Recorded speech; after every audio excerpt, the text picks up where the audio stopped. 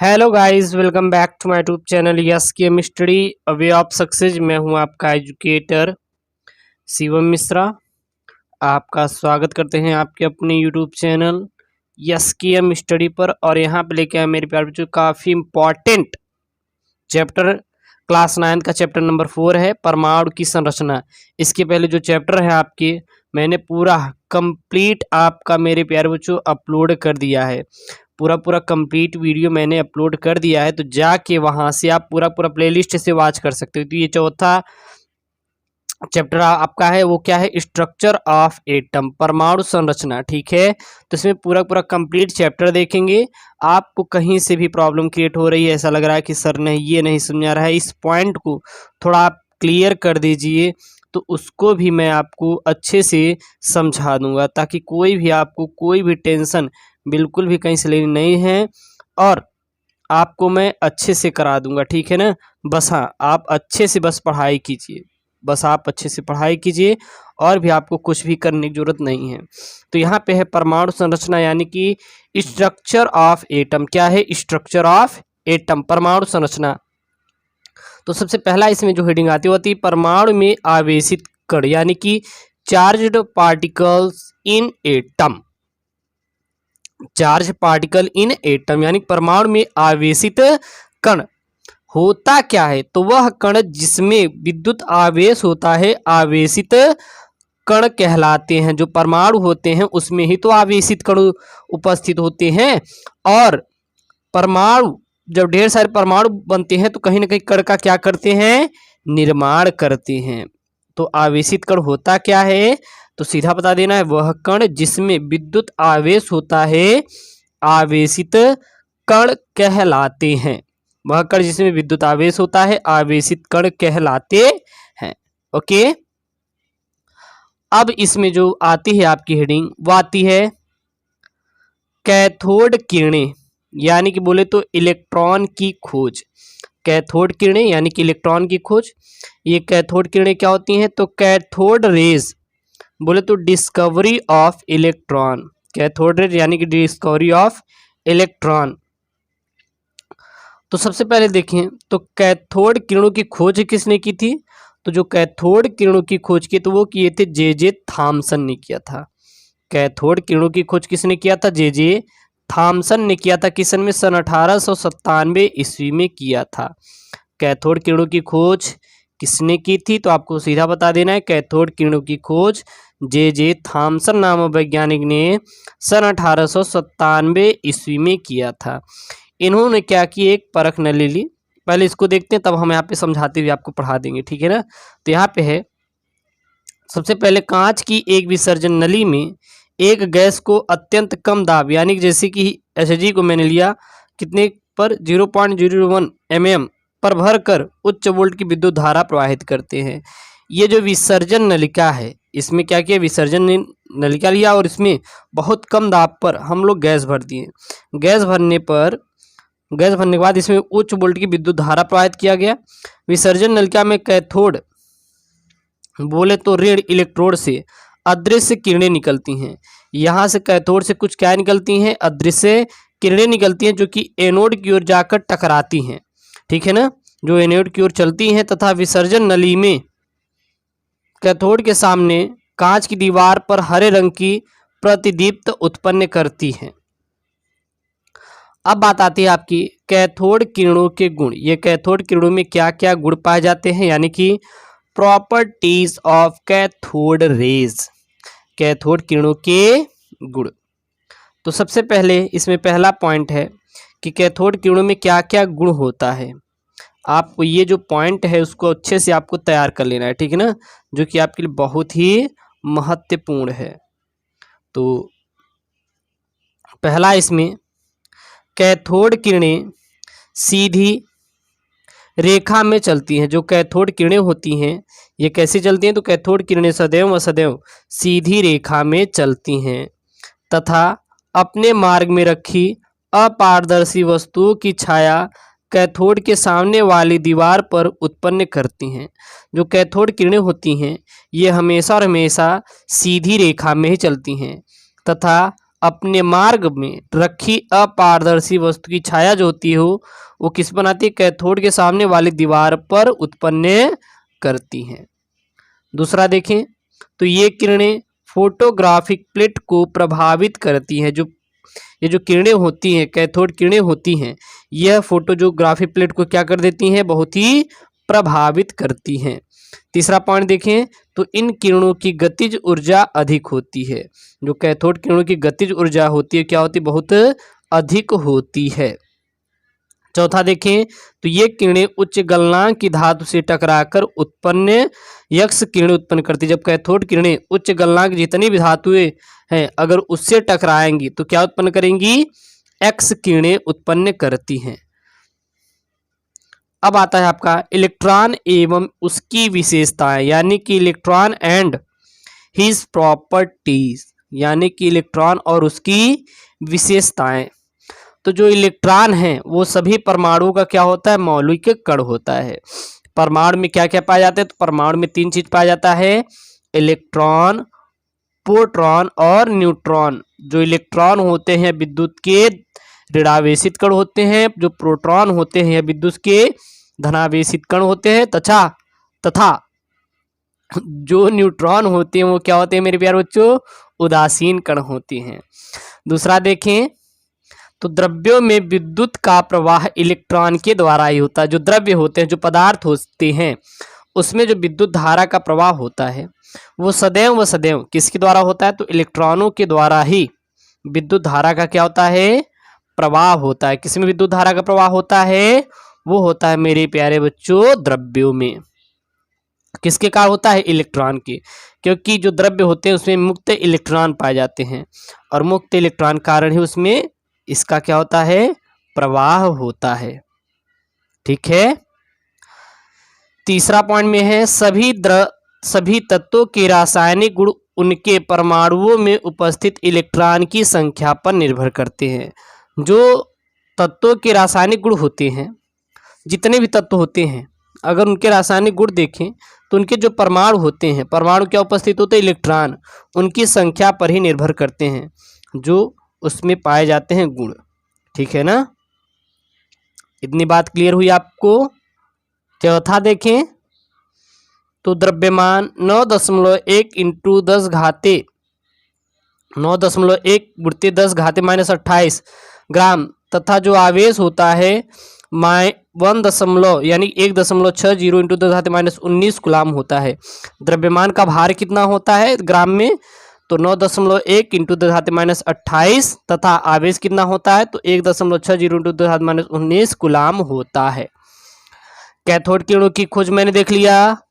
अब हम लोग अगला जो टॉपिक क्लियर करेंगे वो करेंगे धन किरणें, यानी कि प्रोटॉन की खोज, यानी कि पॉजिटिव रेज मतलब धन किरणें होता है, और डिस्कवरी ऑफ प्रोटॉन यानी कि प्रोटॉन की खोज।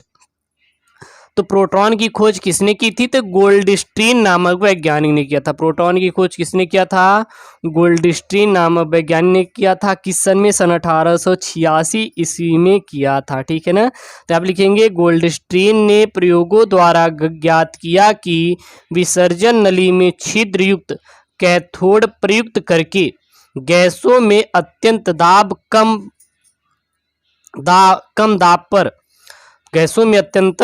कम दाब पर उच्च वोल्ट की विद्युत धारा प्रवाहित करने पर कैथोड के पीछे कांच की दीवार पर दीप्ति यानी प्रदीप्त उत्पन्न होता है और यह किरण के रूप में होती है। जो ये कैथोड के दीवार के पीछे देखें तो यहाँ पर एक प्रदीप्त उत्पन्न होता है, और ये जो प्रदीप्त उत्पन्न होता है ये कैसी होती है, तो यह हमारी किरण के रूप में होती हैं।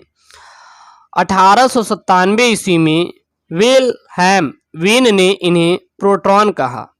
1897 ईस्वी में जो विल्हेम वीन एक वैज्ञानिक थे, उन्होंने कहा कि ये प्रोटॉन ही है जो किरण है।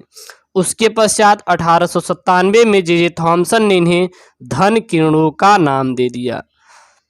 धन किरणों का क्या दे दिया, नाम दे दिया। देखिए यहाँ पे ये विद्युत विसर्जन नल क्या है, उच्च दाब पर यहाँ पे हम लोग विद्युत का विसर्जन कराए तो कैथोड से कुछ किरणें निकलती हैं जो एनोड की ओर आकर पीछे की ओर टकरा कर एक किरण उत्पन्न करती है। इन्हें क्या कहते हैं हम लोग?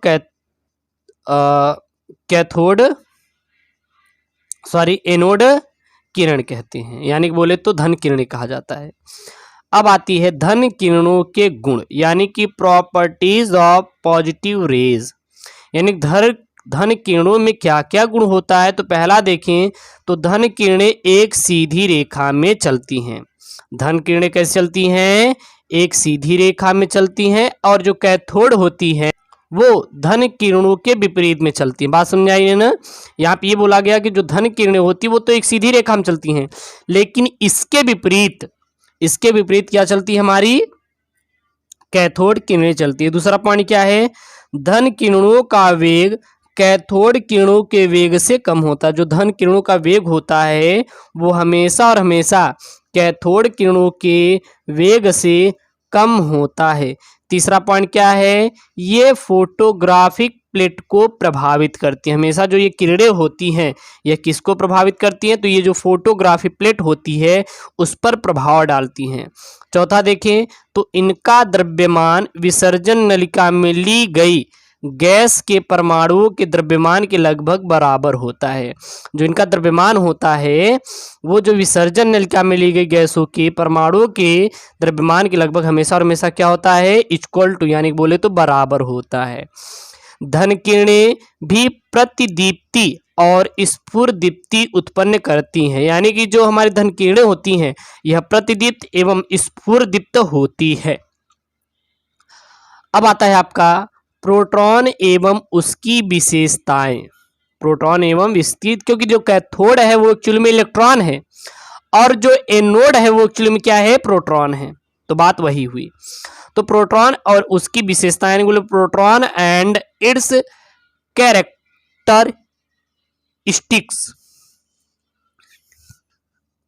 तो इसकी कैरेक्टरिस्टिक क्या है?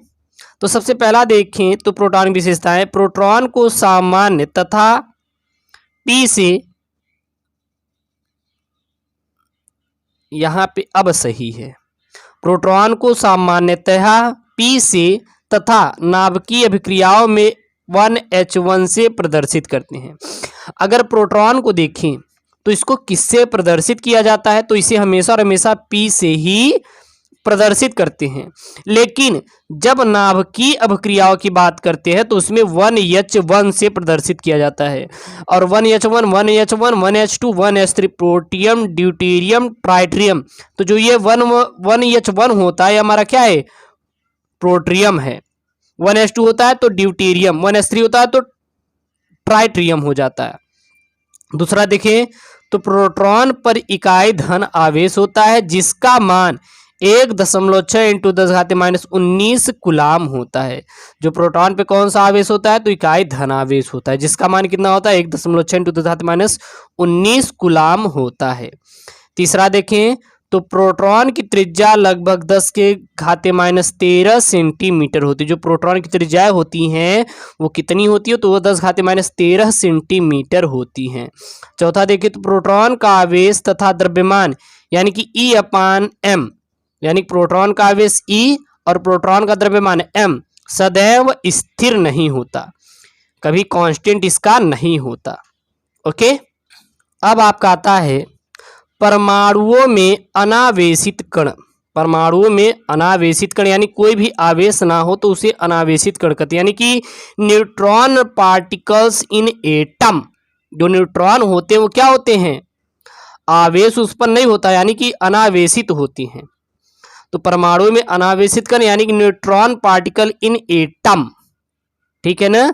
तो सबसे पहले देखेंगे हम लोग न्यूट्रॉन की खोज एवं इसकी विशेषता, यानी कि discovery and characteristics of neutron. तो न्यूट्रॉन की खोज किसने की थी और इसमें क्या क्या विशेषताएं होती हैं? तो जो न्यूट्रॉन की खोज है वो किए थे चैडविक, और चैडविक भैया ने किस सन किए थे? सन 1932 ईस्वी में न्यूट्रॉन की खोज चैडविक जी ने किया था। ओके ना। यदि हल्के तत्व जैसे बेरियम Be, बोरान आदि पर अल्फा कणों की बमबारी की जाए तो उनमें से एक प्रकार की विद्युत उदासीन कणों से बनी वैधिक किरणें निकलती हैं और इन उदासीन कणों को न्यूट्रॉन कहते हैं। बात समझ आई? चैडविक भैया ने ये कहा, चैडविक जी ने कुल मिला के ये ऐसे खोजा कि उन्होंने क्या किया कि beryllium, barium BE, not beryllium, BE, sorry mistake हो गया, बीई, बेरियम और बोरान आदि पर उन्होंने अल्फा कणों की बमबारी करा दी। तो उनमें से एक प्रकार की विद्युत उदासीन कणों से बनी वैधिक किरणें निकलती हैं और इन्हीं उदासीन कणों को क्या दिया गया? न्यूट्रॉन नाम दिया गया। यानी कि जब अब अल्फा कण क्या, तो जो अल्फा कण होते हैं वो हीलियम परमाणु के नाभिक होते हैं। पहले बात ध्यान देना है, जो अल्फा कण होते हैं वो कौन होते हैं? तो हीलियम परमाणु के जो नाभिक होते हैं वो हमारे अल्फा कण होते हैं। यानी कि 4Be9 + 2He4, यानी कि ये हमारा क्या है? यह हमारा ही अल्फा कण, और अल्फा कण की बमबारी किस पे करा दी? बेरियम के नाभिक पर। तो वहां से कार्बन 6C12 और 0N1, और जो ये 0N1 है इसी को न्यूट्रॉन नाम दिया गया। ठीक है ना? चलिए अगला है यहाँ पे विशेषताएं। इनमें क्या क्या विशेषताएं पाई जाती हैं? तो पहला देखिए, तो ये उदासीन होने के कारण ये विद्युत तथा चुंबकीय क्षेत्रों में विक्षेपित नहीं होती हैं। ये हमेशा क्या होती हैं? तो ये उदासीन होती हैं, और ये उदासीन होने के कारण ये विद्युत तथा चुंबकीय क्षेत्र में कभी विक्षेपित नहीं होती हैं। दूसरा देखें, तो इनकी त्रिज्या लगभग 10⁻13 सेंटीमीटर होती है। जो इनकी त्रिज्या देखें तो कितनी होती है? 10⁻13 सेंटीमीटर होती है। तीसरा देखें, तो E/m, यानी कि न्यूट्रॉन का आवेश और न्यूट्रॉन का द्रव्यमान का जो मान होता है वो शून्य होता है। E/m, E क्या है? न्यूट्रॉन का आवेश, और m क्या है? न्यूट्रॉन का द्रव्यमान का जो अनुपात होता है, इसका जो मान होता है क्या होता है? हमेशा हमेशा शून्य होता है। और द्रव्यमान देखिए तो इनका जो हमारे न्यूट्रॉन का जो द्रव्यमान होता है वो 1.675 इंटू 10⁻24 ग्राम होता है। तो किसका होता है ये द्रव्यमान? न्यूट्रॉन का द्रव्यमान होता है। न्यूट्रॉन का द्रव्यमान कितना होता है? इतना होता है। अब आपका आता है परमाणु की संरचना। बोले तो structure of an atom, structure of an atom. तो सबसे पहले देखिए, तो थॉमसन का परमाणु मॉडल, बोले तो थॉमसन एटॉमिक मॉडल। तो जे थॉमसन ने सन 1904 में प्रथम परमाणु मॉडल प्रस्तुत किया था। तो जे जो थॉमसन थे, इन्होंने सन 1904 में सबसे पहला अपना मॉडल प्रस्तुत किया था। ठीक है, जे थॉमसन के अनुसार देखिए, यानी कि इनके अनुसार परमाणु एक अति सूक्ष्म गोलाकार विद्युत का उदासीन क्या होता है? कण होता है, जिसमें धनावेशित कण समान रूप से फैले रहते हैं तथा ऋणावेशित इलेक्ट्रॉन उसमें इस प्रकार धसे रहते हैं जैसे तरबूज में बीज, और जो गूदे होते हैं वो क्या है? धनावेशित कण है। तो जो लाल गूदे थे उनको बोला गया धनावेशित कण, और जो इसमें काले काले बीज थे उनको बोला गया ऋणावेशित कण। ठीक है ना? ऐसा किसका था? थॉमसन जी का था, या थॉमसन जी का था, इन्हीं का था ना। अगला है रदरफोर्ड का परमाणु मॉडल, यानी कि रदरफोर्ड एटॉमिक मॉडल। तो पहला देखें, तो परमाणु अति सूक्ष्म गोलाकार विद्युत का उदासीन कण है। रदरफोर्ड के अनुसार देखें तो जो परमाणु होता है क्या होता है? अति सूक्ष्म गोलाकार और विद्युत का उदासीन कण है। दूसरा देखें, तो इलेक्ट्रॉन नाभिक के चारों ओर वृत्ताकार पथों पर चक्कर लगाते हैं। इस प्रकार परमाणु का अधिकांश भाग रिक्त होता है। जो इलेक्ट्रॉन होते हैं वो नाभिक के चारों ओर कैसे गति करते हैं? तो वृत्ताकार पथों पर चक्कर लगाते हैं, और इस प्रकार परमाणु का जो अधिकांश भाग होता है क्या होता है? इसलिए रिक्त होता है। तीसरा पॉइंट देखें, तो परमाणु के उदासीन होने के कारण इलेक्ट्रॉनों की संख्या प्रोटॉनों की संख्या क्या होती है? सदैव बराबर होती है।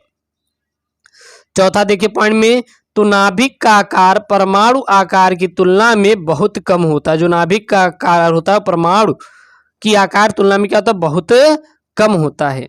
नाभिक की त्रिज्या कितनी होती है? जो परमाणु नाभिक की त्रिज्या होती है वह नाभिक की जो त्रिज्या होती है 10⁻12 सेंटीमीटर और परमाणु की जो त्रिज्या होती है 10⁻8 सेंटीमीटर होती है। तो नाभिक की त्रिज्या कितनी होती है? वो होती है परमाणु नाभिक की 10⁻12 सेंटीमीटर और परमाणु त्रिज्या कितनी होती है 10⁻8 सेंटीमीटर होती है। तो सबसे कम कौन है? 10⁻12 सेंटीमीटर है। अब आपका आता है रदरफोर्ड का अल्फा प्रकीर्णन प्रयोग और नाभिक की खोज। तो अर्नेस्ट रदरफोर्ड ने सन 1919 ईस्वी में परमाणु की संरचना ज्ञात करने के लिए एक प्रयोग किया, जिसमें उन्होंने सोने की पतली पन्नी पर अल्फा कणों की बमबारी किया। तो निम्न निष्कर्ष निकला। यहाँ पे जो सोने की पतली पन्नी लेकर इस पे क्या करा दिए? अल्फा किरणों की बमबारी करा दिए। तो यहाँ पे निम्नलिखित देखिए कैसे कुछ जो अल्पाकण होते हैं वो सीधे निकल गए। देखिए ये सीधे निकल जा रहे हैं, कुछ अल्पाकण हुए अपने मार्ग से विचलित हो गए और कुछ अल्पाकण वापस लौट आए। तो निष्कर्ष क्या निकलता है? कुछ अल्फा कण सीधे निकल गए, यानी कि कहीं ना कहीं जो परमाणु का कुछ भाग होता है वो रिक्त होता है, इसलिए वो सीधे चला गया। कुछ अल्फा कण अपने मार्ग से विक्षेपित हो गए, यानी कि वो अगल बगल हो गए। और ये जो होते थे ये हमारे क्या है? ऋणावेशित कण। और जो कुछ अल्फा कण थे उसी मार्ग से वापस लौट आए, क्योंकि वो नाभिक था जहां से वो लौट आए। अब रदरफोर्ड के परमाणु मॉडल के दोष क्या क्या है? तो पहला देखिए तो यह मॉडल परमाणु स्थायित्व की व्याख्या नहीं करता, अर्थात प्रत्येक आवेशित कण घूमते हैं जिससे वे अपनी ऊर्जा का ह्रास करते हैं और ऊर्जा में कमी होने के कारण नाभिक गिर जाएंगे, और जब नाभिक पर गिर जाएंगे तो नाभिक का क्या हो जाएगा? विनाश हो जाएगा। लेकिन ऐसा कभी संभव नहीं है, इसलिए कमी है इसकी। दूसरा देखिए तो परमाणु का ऊर्जा स्पेक्ट्रम सतत बिल्कुल भी नहीं होता है, ठीक है ना। अब आता है आपका बोर का परमाणु मॉडल, यानी कि बोहर एटॉमिक मॉडल। ये बोर का परमाणु मॉडल क्या है? तो रदरफोर्ड की कमियों को दूर करने के लिए नील्स बोर सन 1913 नील्स बोर ने किस सन 1913 में ने मैक्स प्लांक के क्वांटा सिद्धांत का उपयोग किया। इसके अनुसार ऊर्जा का अवशोषण या उत्सर्जन सतत नहीं होता, बल्कि ऊर्जा के छोटे छोटे पैकेटों के रूप में होता है, जिसे प्लांक का क्वांटा सिद्धांत या जिसे हम लोग क्वांटा कहते हैं। इनकी अवधारणाएं क्या क्या हैं? तो पहला है इलेक्ट्रॉन अपनी अनुमत कक्षा में बिना ऊर्जा नष्ट किए घूमते हैं। दूसरा देखें तो इलेक्ट्रॉन केवल उन्हीं कक्षाओं में घूमते हैं जिनका कोणीय संवेग mvr यानी कि h/2 पाई का पूर्ण गुणित होगा। तीसरा देखें तो परमाणु में इलेक्ट्रॉन की ऊर्जा E उसकी कक्षा की त्रिज्या r पर निर्भर करती है। और चौथा देखें तो साधारणतः इलेक्ट्रॉन परमाणु में निम्नतम ऊर्जाओं की कक्षाओं में रहते हैं और यह अवस्था उसकी मूल अवस्था कहलाती है। ओके, अब आता है आपका बोर के परमाणु मॉडल में कमियां। बोर के परमाणु मॉडल में क्या क्या कमियां थी? तो बोर के मॉडल से केवल एक इलेक्ट्रॉन वाले परमाणु यानी कि H2 या आयनों He+ के उत्सर्जन की व्याख्या की जा सकती है। दूसरा देखें तो यह मॉडल हाइड्रोजन के स्पेक्ट्रम की सूक्ष्म संरचना की भी व्याख्या नहीं कर सका। और अगला देखिए तीसरा यहाँ पे तो यह मॉडल जीमान प्रभाव व स्टार्क प्रभाव की व्याख्या नहीं कर सका। अब आपका आता है विभिन्न कक्षाओं अर्थात कोषों में इलेक्ट्रॉन का वितरण। तो कक्षाओं में इलेक्ट्रॉन का वितरण बोर-बरी के नियमानुसार किया जाता है। पहला देखें तो किसी भी कोष में इलेक्ट्रॉन की अधिकतम संख्या 2n² होती है और जहां n क्या है? कक्षाओं की संख्या है। तो पहला कोष देखें तो क्या होता है? वो k होता है। सबसे पहला कोष k है और उसमें कोषों की संख्या कितनी? 1 है। अगर हम n का मान 1 रखेंगे तो 2 1 का 2 और 2 1 का 2 यानी कि 2 ही आएगा। तो अधिकतम पहले कोष में कितने अधिकतम इलेक्ट्रॉन होंगे? 2। और कौन सा कोष होगा? k। अगर दूसरे कोष यानी कि L में देखें तो ये तीसरा कोष का संख्या दूसरा है और दूसरे में कितना रहेगा? n के स्थान पे 2 रखेंगे, 2 गुणित 2 के घाते 2, 2 दूनी 4 दूनी 8। तो दूसरे कोष में कितने अधिकतम इलेक्ट्रॉन रहेंगे? 8 और इसका नाम क्या है? L। तीसरा हम देखिए m कोषों की संख्या 3 है, तीसरा संख्या है और n के स्थान पे 3 रखेंगे, 3 त्रिक का 9 दूनी 18। तो तीसरे कोष में कितने इलेक्ट्रॉन अधिकतम? 18 रहेंगे। और कौन सा कोष है, यम है। और जो चौथा कोष है वो क्या है, यन है। और यहाँ पर अगर कोशिक संख्या देखें तो 4 रहेगी, 4 रख देंगे इनका मान, तो 4 चौक 16, 16 दूने 32, यानी कि अधिकतम इलेक्ट्रॉन संख्या कितनी हो गई, 32 हो गई। तो यानी कि जो यन बारे में अधिकतम इलेक्ट्रॉन कितने रहेंगे, 32 रहेंगे। यम बाले में 18, यल बाले में 8 और के बाले में 2 रहेंगे। अब आती है आपकी संयोजकता, बोले तो वैलेंसी। संयोजकता क्या है, ये वैलेंसी क्या है, तो तत्वों की परस्पर बांधने की क्षमता को संयोजकता कहते हैं। याद रखना, तत्वों के परस्पर बांधने की क्षमता को संयोजकता कहा जाता है, या फिर कह सकते हैं तत्वों के परस्पर बांधने की क्षमता को संयोजकता के रूप में प्रदर्शित किया जाता है। वास्तव में वैलेंसी शब्द की उत्पत्ति लैटिन शब्द के वैलेंटिया से हुई, जिसका मतलब होता है क्षमता या फिर सामर्थ्य। तो वैलेंसी होता क्या है, तो किसी तत्व की संयोजकता हाइड्रोजन परमाणु की वह संख्या है जो उस तत्व की एक परमाणु किसे संयुक्त करती है। अर्थात H2O में ऑक्सीजन O की संयोजकता 2 है, क्योंकि यह कितने हाइड्रोजन परमाणु से क्रिया क्या है, 2, क्योंकि ऑक्सीजन परमाणु 2 हाइड्रोजन परमाणु के साथ संयोग किया है, इसलिए ऑक्सीजन परमाणु संयोजकता कितनी हो गई, 2 हो गई। अब आपका आता है संयोजकता का इलेक्ट्रॉनिक सिद्धांत, यानी बोले तो अष्टक नियम। संयोजकता का इलेक्ट्रॉनिक सिद्धांत यानी कि अष्टक नियम, यानी electronic theory of valency, octet rule. तो इस सिद्धांत को सन 1916 में कॉन्सेल तथा लुइस ने प्रतिपादित किया एवं लैंगम्यूर ने 1919 में पूर्ण किया। इसके सिद्धांत क्या थे, तो पहला यह था कि किसी तत्व की संयोजन क्षमता उसके बाह्यतम कोश के इलेक्ट्रॉन पर निर्भर करता है। दूसरा देखें तो अक्रिय गैसें लगभग निष्क्रिय होती हैं, क्योंकि ये इनकी जो संयोजकता होती है वो क्या होती है, शून्य होती है। अब आती है अक्रिय गैसों की इलेक्ट्रॉनिक विन्यास देखें तो हीलियम का अगर देखें तो 2 होता है, इलेक्ट्रॉन विन्यास 2।